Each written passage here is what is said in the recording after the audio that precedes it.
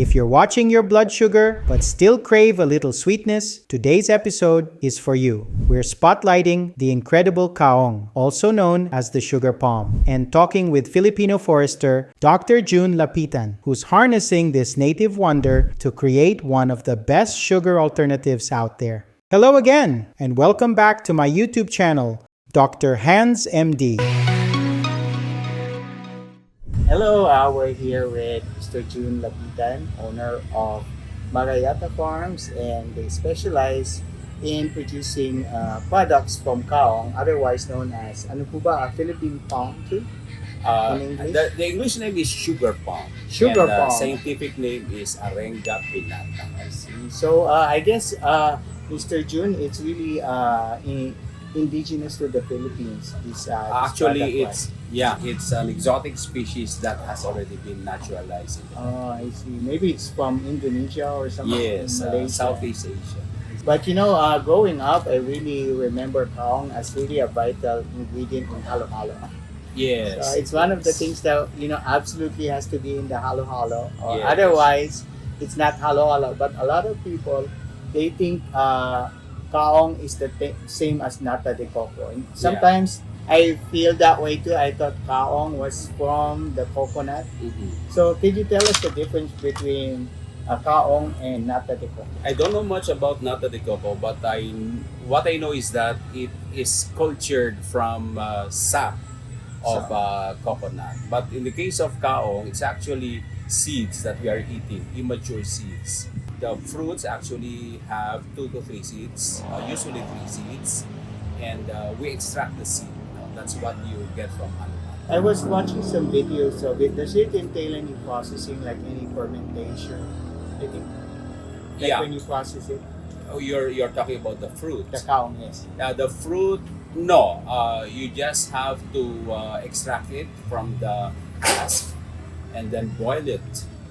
And then actually it does not have, the natural taste is actually very bland. You just have to add sugar for it to have a sweet taste.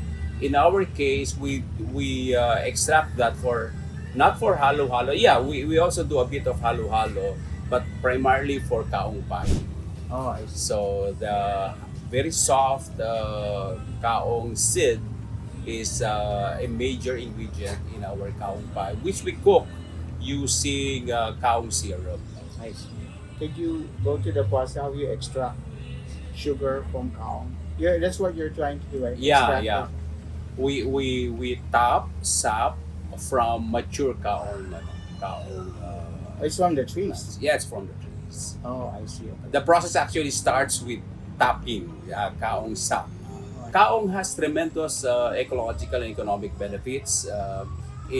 From practically all parts of the Kaong plant can be converted into some economic use. But I would say Kaong sap gives the most economic benefit.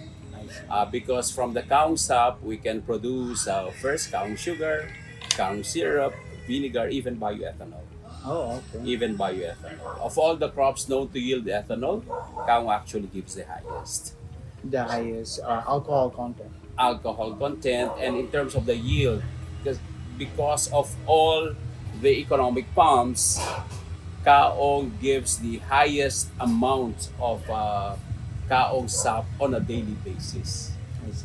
It's actually an average of 10 liters per day. Coconut has about 2 to 4 liters per day only. So what really got me interested, Junn, about the Kaong is that I've been doing a lot of research with sugar substitutes and natural sugar.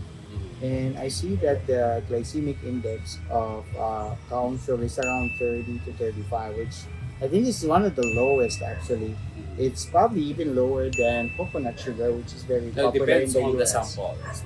We submitted samples to the Food and Nutrition Research Institute. That particular sample yielded 43 as glycemic index. It's still very low. Low range. But based on literature, it can be as low as 35.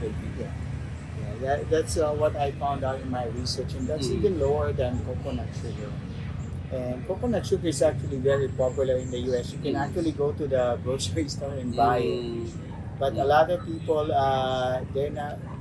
I think what's limiting them is the expense. It's kind of expensive in the US to buy coconut sugar.